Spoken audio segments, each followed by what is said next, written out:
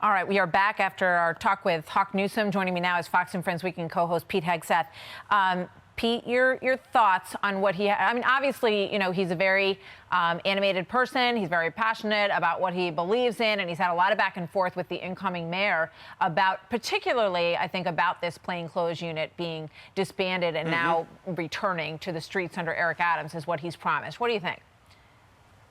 Well, first of all, Martha, great job handling it and having a forum and a place for that kind of discussion, even if he made some disgusting accusations like white privilege and all of that. I start with the fact that he ended with free Larry Hoover. I looked up Larry Hoover. Larry Hoover ran the Chicago Gangster Disciples and went to prison for murder and then ran this murderous gang from prison for 20 years. He's got 200 years in prison. So that's who he wants to free, as a leader of the Gangster Disciples at the end of your interview. He talked about not wanting to divide. We can't divide in this country. And he wears a sweatshirt that says critical race theory is American history. No, it's Marxist history, intended to deconstruct and divide. So that's where we're starting with this entire premise. Then he said there's no plan. If you listen to what Eric Adams said, a portion of which you played, he said reinstate the plainclothes unit.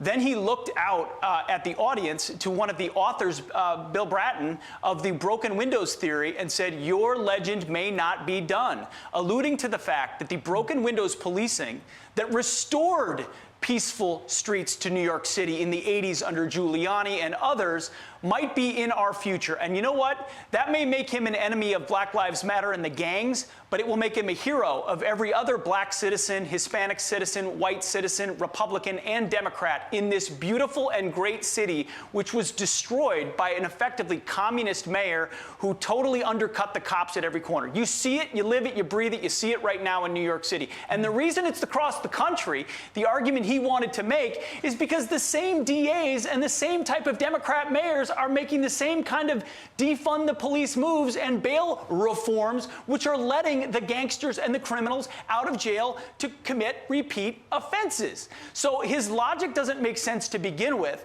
He's dealing in trafficking in grievances, and he's pointing the fingers at Eric Adams, who ultimately is right to say, no one will burn down my streets, no one will riot, no one will loot, and ultimately we need businesses to come back, tourists to come back, and average people like kids in tough neighborhoods to be safe. And if you really care for that, you would do everything possible to take out the gangs who are responsible for most of this violence. Overwhelmingly, the murders that happen in New York, and we see the murder numbers have almost doubled since 2018, are, you know, children under the age of 21, mostly in the toughest neighborhoods in New York. Yes. So those are the kids who are dying. That is, they are the victims of, you know, drug gangs, all of it. So those are the people who need to be protected more than anyone else, because they're the ones who are dying. Eric Adams, the stakes are so high for him, Pete, as you and I both know, in this city, because he's promised a lot, and he has the promise of being someone who I think can make people on both sides of the aisle feel better about living in this city, feel safer living in this city. So the stakes are very high,